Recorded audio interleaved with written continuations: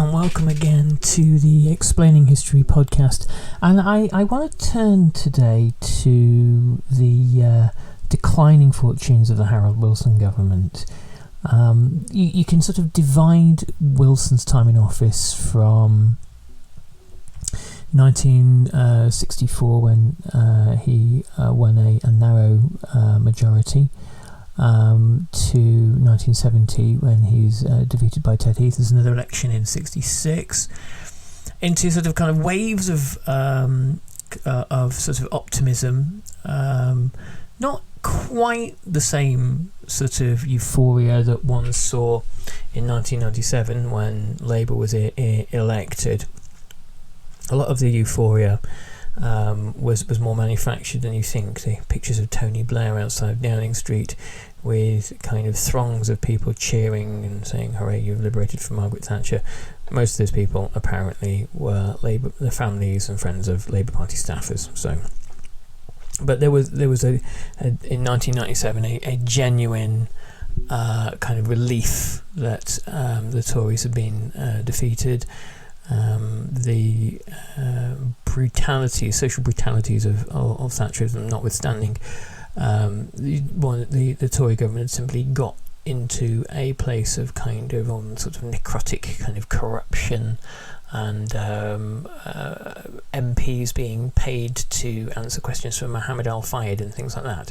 Stuff which now, compared to the kind of stratospheric levels of British corruption, seems sort of relatively benign and playground, but there you go. But anyway, Wilson in 64 makes much of his of the Conservative Party's out-of-touch nature, the kind of aristocratic backgrounds of the likes of Harold Macmillan and Alec Douglas-Hume, presenting himself as kind of far more working class and down to earth, which in fact actually Wilson wasn't. Wilson was a kind of solid member of the British middle classes, and was an economist, and had quite a good career during the war as a civil servant, and was far from being the kind of the plebeian character that he sort of pretended to be.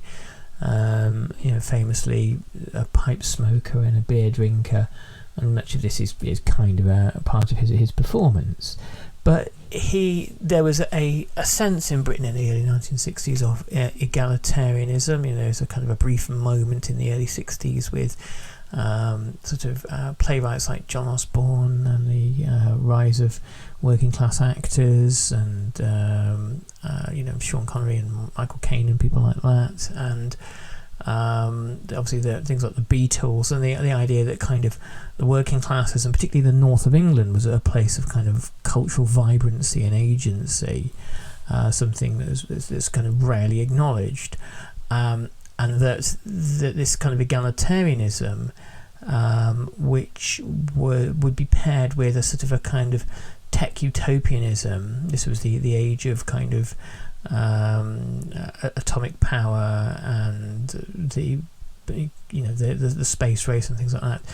And this would power a new modern Britain into the last part of the 20th century, and perhaps even into the 21st. Wilson talked about this idea of kind of Britain, the white heat of technology, transforming Britain. There is a Ministry of Technology that's established, and you have things during Wilson's era like kind of the Post Office Tower, and the development of Concorde, though Concorde's development overlaps various kind of Labour and Tory governments. But there was a belief that kind of science was Britain's future, which is fair to say that in some ways it is Britain's future. Britain is a kind of even at its lowest points in the 20th century, a science and technology leader in almost every field. But by the end of the kind of the Wilson administration, many of these hopes had not been realised, and there is a kind of almost like a profound sense of disappointment in what Wilson had done and not done.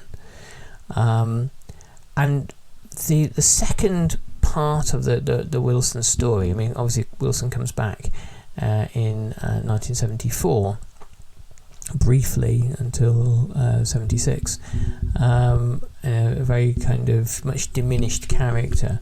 But the second part of the first period of Harold Wilson's government is the period 68 to 70, which is a period of decline, and that's what we're going to look at today in Kenneth O. Morgan's amazing book, The People's Peace. If you're looking for a book about post-war Britain, get this book, The People's Peace. It's kind of one of those classics of the genre. Anyway, Kenneth O. Morgan writes, in the aftermath of the devaluation of the pound, the Labour government of Harold Wilson entered upon a grim period of deflation and austerity. In some ways it resembled the phase of retrenchment that followed the departure of Hugh Dalton in November 1947, when Sir Stafford Cripps imposed a stern and Spartan regime of rationing and controls. Okay, let's sort of unpack that a little bit. The devaluation. Britain was becoming significantly less economically competitive in the 1960s. Its large overseas presence, its state sector, its welfare state, and would perhaps have been sustainable or more sustainable had it not been for Britain's culture of short-termism and industrial kind of low levels of reinvestment. And its gradual increasing number of days lost to strike action.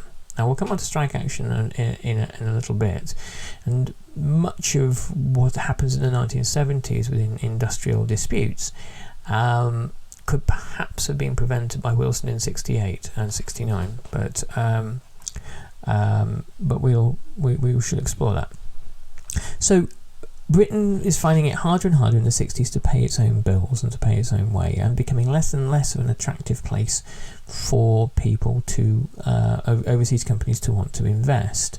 The currency controls that were removed in the late 1940s mean that there is the possibility of capital flight from Great Britain. This is one of the things that kind of ends Britain's great power status. So Wilson puts off a devaluation of the pound, which was his only kind of route out of his problems. He puts it off 3 times, then finally it becomes unavoidable. Wilson has to devalue, and has to devalue in a kind of one of the sort of the most brutal ways in 1967. The devaluation in 1967 meant that kind of an awful lot of the spending plans that Wilson had, and an awful lot of the kind of the energy and the ambition of the Wilson government is swept away. And so what you have between 68 and 70 is a period of austerity.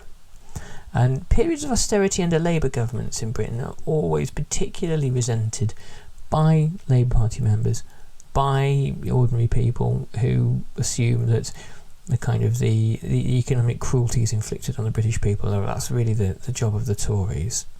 And it kind of is, but Labour Party politicians wanting to present themselves as kind of having economic credentials and prudency and all the sorts of stuff that their newspaper critics admire, often have to grab and implement austerity itself.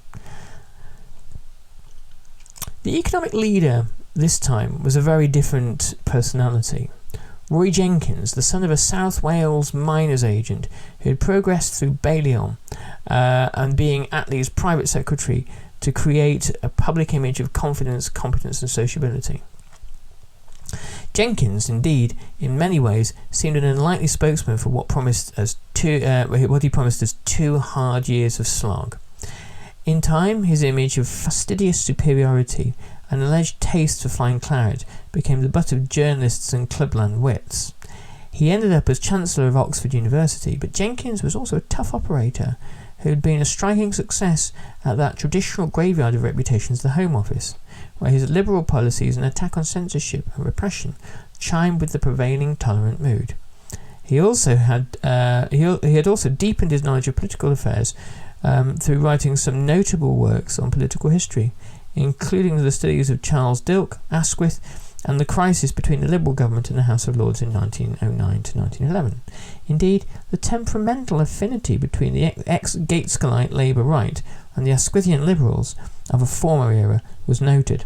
Roy Jenkins, in his kind of last act in his sort of political life, formed in the early 1980s along with Shirley Williams, the SDP, the Social Democratic Party, and this was essentially kind of like a right offshoot of the Labour Party, which had then moved to the left under Michael Foot, and it began with kind of wild popularity. Most British people were not radical supporters in the early 1980s of Margaret Thatcher. Margaret Thatcher's government, in fact, or Margaret Thatcher by 1983, before the Falklands conflict, was one of the most unpopular British prime ministers that the country had ever had.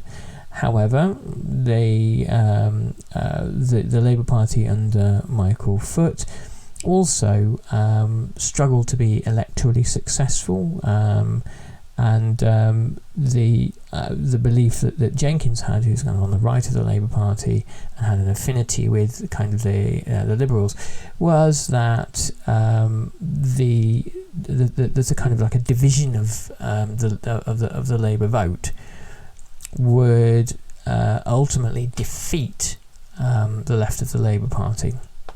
This is essentially a tried and tested strategy that was recycled during the Corbyn era. Roy Jenkins was responsible in many ways for Margaret Thatcher's victory in 1983. Above all, Jenkins was a gifted and skillful economist, even though, surprisingly, he had not served in the Cabinet Economic Committee prior to becoming Chancellor in late 1967. As custodian of the Treasury over the next few years, admittedly through a tougher and perhaps needlessly severe regime of retrenchment, Jenkins boosted his reputation as a major public figure in a way highly unusual in the checkered history of British economic policy since the war. He was one of those prime ministers we never had. There was every suggestion that Jenkins should probably have succeeded Wilson, but it was not to be. His dominance at the Treasury coincided with a major remodelling of the administration. This came at a time when Wilson's own reputation was taking a battering in the media, especially the press. The catalyst was the final acceptance of George Brown's resignation, so often offered and so frequently rejected, in March 1968. George Brown was this kind of anarchic, heavy-drinking Labour cabinet minister who seemed to sort of cause anarchy wherever he went, and was constantly at odds with Wilson, desperate to succeed him, and yet kind of always unlikely to. The casus belli was the decision by Wilson, Jenkins and Peter Shaw to close the London stock market without consulting Brown.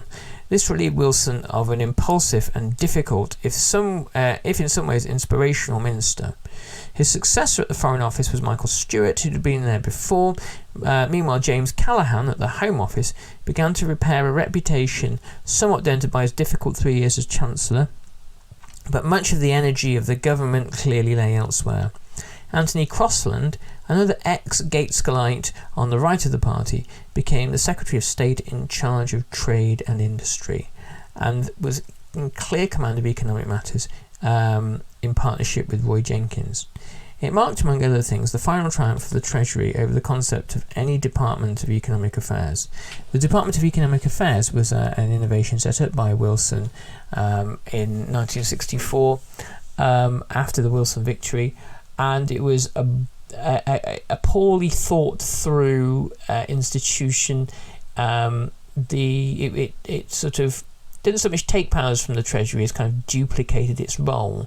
The Treasury always being of the view that it kind of directed fiscal and monetary policy, and thus shaped the nature of the economy.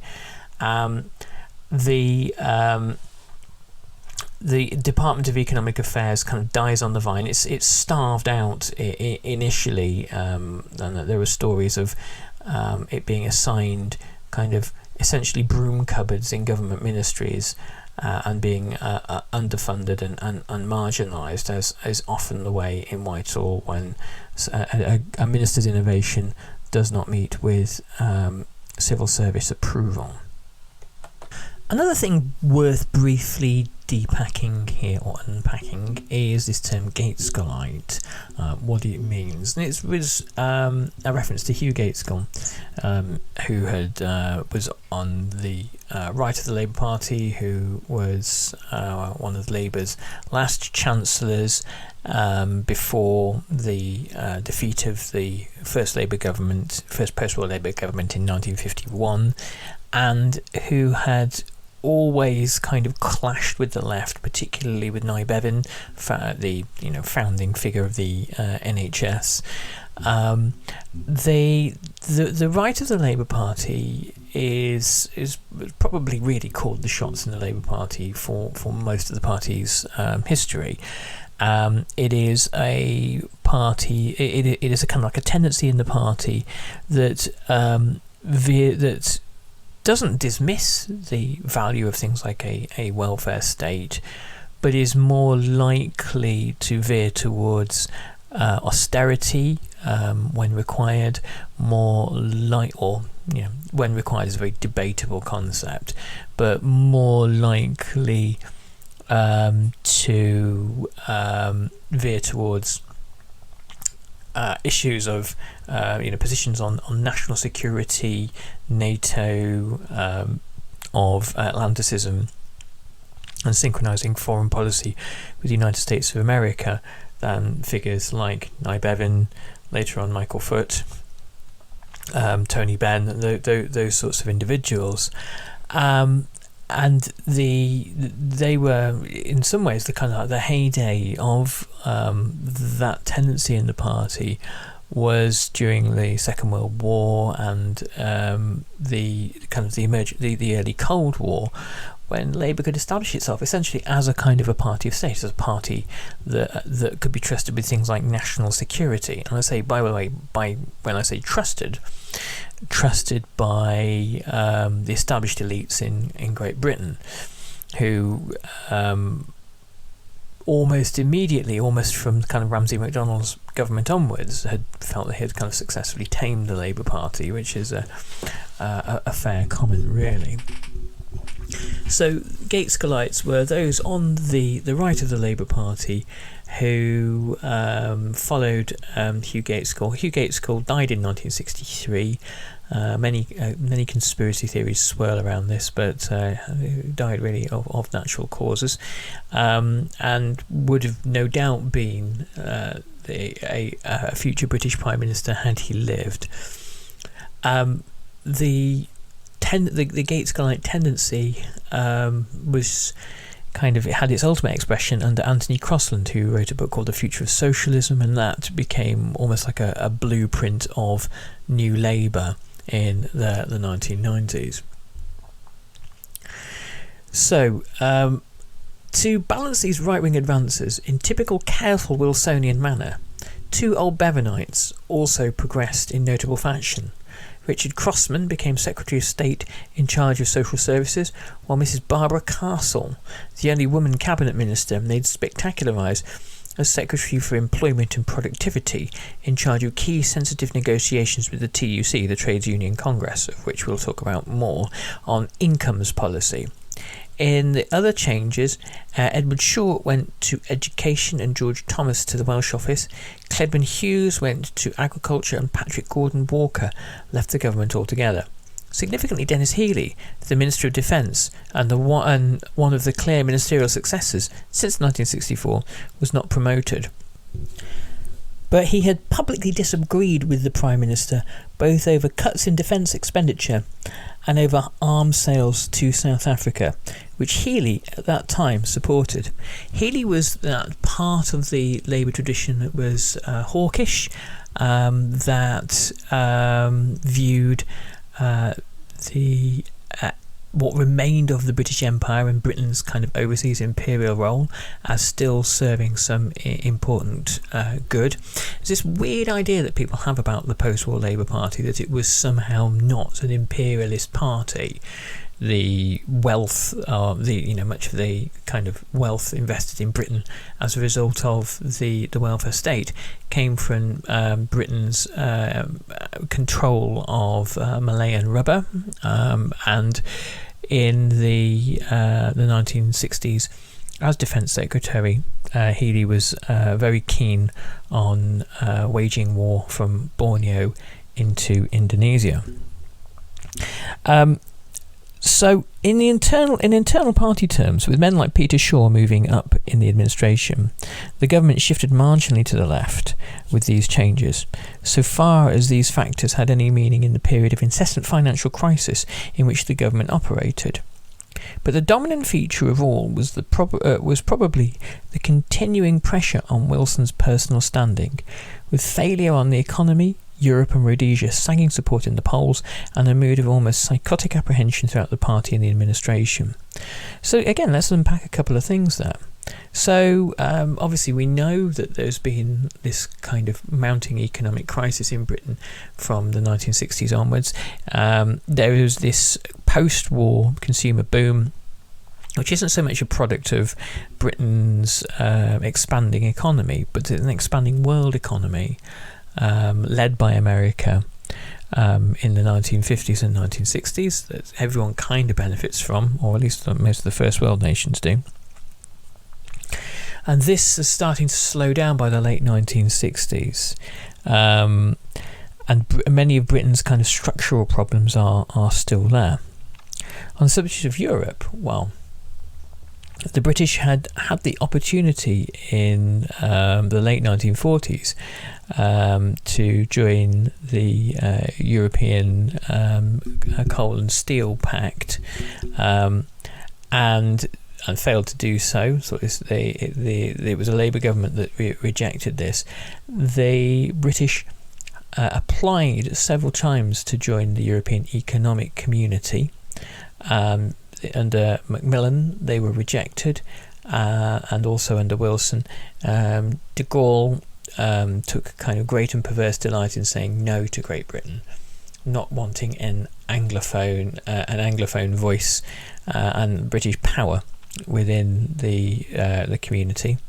The British had become pretty convinced by the mid-1960s that this was essential for, or various British governments, shall we say, and civil servants and opinion formers had become pretty convinced by the mid-1960s that this was essential for their economic survival, as the last remnants of the empire drifted away, and Britain's world role and world power went into steep decline. And yet it took until Ted Heath in 1973, a further 5 years later, for Britain to gain admission. And the question of Rhodesia, once again, if you go back in this podcast to listen to the interview I had with James McManus, that's all the way back in August, so it's quite a few episodes ago, August last year. You'll hear an interview and a much longer conversation about Britain's role and in Rhodesia, and the attempts by Britain to give Rhodesia independence, the defiance by the white minority colonists there, and the war that follows with the majority black population, a war which is ultimately resolved in the late 1970s with the victory of Robert Mugabe. So anyway, listen to the interview with James McManus, it's a particularly good one. In this new ascendant position, Jenkins began to impose restrictions of a kind not experienced since the grim days of the Korean War. Following a rise in bank rate, the interest rate, to 8% at the end of 1967, Jenkins' budget of March 1968 rained blows on the consumer and the industry alike. In all, 923 million would be taken out of the economy in a full financial year, which doesn't sound like a lot now, but it certainly was then, including 163 million from purchase tax in a full and 152 million from select employment tax, and higher duties on motor licences, petrol, cigarettes, betting and drink, the British population's favourite things. There would also be an exceptional one-year levy on unearned incomes. Now that's interesting. This is the sort of thing that is an anathema to British governments now, the taxing of wealth. But in the mid-1960s, there is a sense that taxing wealth is the right thing to do, and it's a sensible thing to do. Total priority was to be given to the balance of payments. Jenkins stated that stating it as his objective that a balance of 500 million would be achieved as soon as possible to take advantage of the recent devaluation of the pound. There were commentators who praised the draconian methods he was proposing in order to achieve this object. Peter Jay in the Times declared, with perhaps misplaced euphoria, that the Chancellor had risen fully and magnificently to the occasion. Others soberly noted that the cost of living would probably rise by 1 shilling in the pound, and that this depressing effect on domestic demand would mean an end to the promises that Labour could in any way expand the nation's economic growth. So here is the problem. Because of Britain's uncompetitive industries, because Britain becomes a net importer, Britain's balance of payments, the amount of money coming into the country versus the amount of money going out of the country is negative. So more money is going overseas than is being brought in through exports, and so Jenkins' strategy is austerity, to simply suck cash out of the economy, which isn't a particularly kind of elegant strategy. But it slows down consumer demand. It doesn't do anything to deal with the long-term effects of sluggish industries. And here you kind of reach an economic crossroads where you get two alternative visions, which over the next 20 years compete with one another. The latter of the two prevailing, the first being the Tony Benn vision of state intervention to help struggling industries and at all costs to maintain jobs. Ben, who actually was a believer in innovation, he loved kind of gadgets and technology and Britain's kind of makers, and saw that as a fundamentally good thing. Thought that the Labour commitment to full employment was a kind of a sacred pledge that should not be broken, and even if that meant you subsidise uncompetitive industries, well, so be it. It kind of doesn't really matter how British workers get fed, as long as they do. And I actually don't think that Tony Benn was really proposing allowing industry to be inefficient. He thought by subsidising it and by the government investing in industry, you actually make it better and more efficient. Controversial argument, and sort of never actually really tried. The vision that prevails from 1979 onwards is Margaret Thatcher's, of allowing markets to sweep away businesses that are not competitive, and allowing businesses that are competitive to prevail. And you know, this is in some ways at odds with the other part of kind of Thatcher's ethos and worldview, which is about flying the flag for Britain, about patriotism, the economic liberalism that simply allows markets to operate as they in theory do. And very often we're not even talking about the operation of markets, we're talking about kind of concentrations of capital doing what they want, which is just not the same thing. These conditions very rarely create the outcomes that nationalists and patriots want, and certainly by the mid-1980s, the revival of British industry that Margaret Thatcher had hoped for certainly hasn't happened. In fact, it could easily be argued that she sort of finishes it off. and that the post-Thatcherist world is a kind of a deindustrialised one.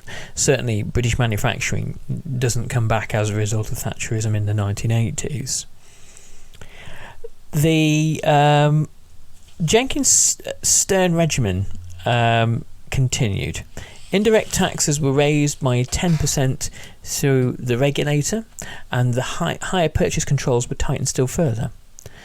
Currency restrictions largely abolished foreign holidays for sections of the population, so preventing people from taking money out of the country, and higher purchase controls obviously were the controls on consumer credit. He was slowing down spending and making sure that pounds stayed in Britain. At the end of the year, the benefits alleged to accrue from devaluation still had not materialised. Indeed, there was a renewed talk that autumn of a further balance of payments crisis. A government committee, which featured Wilson, Jenkins, Crosland, Shaw and Castle, prepared Plan Brutus, a contingency scheme for yet another devaluation, accompanied by by import and exchange controls and further massive deflation, so more and more austerity. There was still no real sign of a restructuring of the economy, and the diversion of resources from private consumption to exports and industrial investment was still not apparent. The capital account showed signs of improvement, but with a continued rise in the import bill. The visible trade balance continued to deteriorate. Economists confidently forecast another year of total economic stagnation in 1969. In some ways, it could be argued that what was happening here with austerity and the measures that Jenkins was imposing on Britain is that Britain is being revealed to be a poorer country than was previously thought. Essentially an economic truth is being revealed.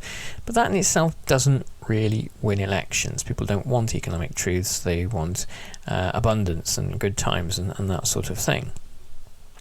But it certainly is an indicator of Britain's diminishing circumstances in the 1960s.